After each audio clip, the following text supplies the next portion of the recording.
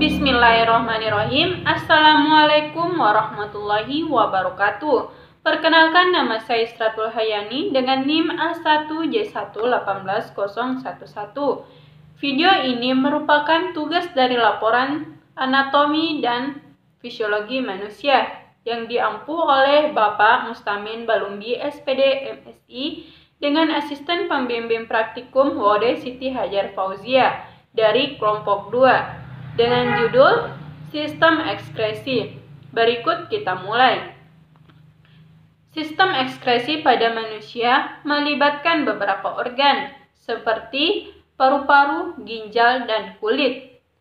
Sistem ekskresi pada manusia memiliki beberapa organ yang dimana sangat penting seperti paru-paru, hati, ginjal, dan kulit yang dimana disebut sebagai sistem ekskresi. Fungsi sistem ekskresi pada manusia adalah melakukan proses pembuangan zat yang beracun sisa-sisa metabolisme tubuh dan menjaga keseimbangan cairan dalam tubuh. Misalnya karbon dioksida yang dimana memproduksi CO2 karena metabolisme respirasi sel dan nitrogen yang berasal dari metabolisme tubuh atau metabolisme protein. Kedua zat ini sudah tidak dibutuhkan lagi sama tubuh, sehingga jika tidak dikeluarkan maka zat tersebut akan menjadi racun di dalam tubuh.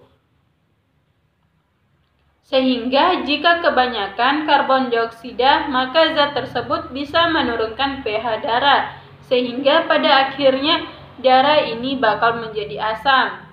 Jika sudah begini, maka akan mengalami asidosis yang ditandai dengan rasa mual, pusing, sakit kepala, dan rasa tidak nyaman.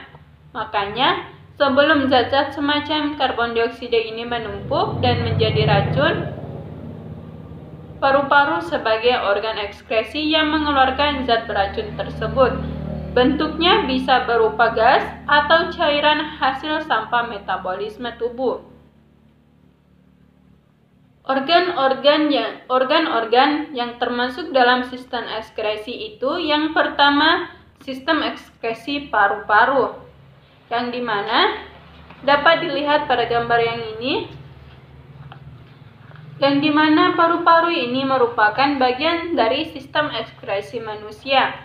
Paru-paru sebagai organ ekskresi yang mengeluarkan karbon dioksida dan uap air saat kita bernapas melalui hidung atau mulut, atau ketika kita menghirup udara, paru-paru ini akan memasukkan oksigen kemudian mengeluarkan karbon dioksida seperti uap air, yang dimana udara yang masuk melalui hidung akan masuk menuju trakea melalui tenggorokan, dan dari sana akan dipilah saluran-saluran udara seperti bronkus dan memasuki paru-paru. Udara yang dihirup akan dipilah lagi ke bronkiolus menuju kantung udara atau alveolus, yang di sini terjadi pertukaran antara karbon dioksida. Oksigen dalam alveolus kemudian akan diserap oleh pembuluh darah yang disalurkan oleh jantung. Kemudian dipompa lagi oleh jantung menuju ke sel-sel tubuh. Proses metabolisme inilah yang menghasilkan karbon dioksida yang diserap oleh darah dan dibawa kembali ke paru-paru untuk dikeluarkan dalam bentuk gas atau cairan. Yang kedua, sistem ekskresi hati yang dapat dilihat pada gambar yang ini, dan di mana ekskresi hati merupakan sistem ekskresi yang menjadi pusat sortasi zat-zat yang ada di dalam tubuh. Zat yang akan disaring berasal dari sistem pencernaan. Sistem ekskresi ini berfungsi untuk memilah zat-zat mana saja yang masih berguna bagi tubuh, yang harus dibuang dan diolah lagi. Saat menemukan racun, hati akan mengubahnya menjadi zat yang lebih aman. Contohnya, pada saat kita mengonsumsi makanan yang berprotein. Saat protein bakal masuk, dicerna menjadi asam amino. Asam aminolah ini yang dibutuhkan oleh tubuh untuk membersihkan sel pada tubuh. Selanjutnya, Sistem ekskresi pada ginjal yang dapat dilihat pada gambar yang ini, yang dimana sistem ekskresi pada ginjal merupakan satu yang terletak di belakang rongga perut, tepatnya kanan dan kiri tulang belakang, yang letaknya ginjal kanan lebih rendah dari ginjal kiri karena memberi ruang untuk hati.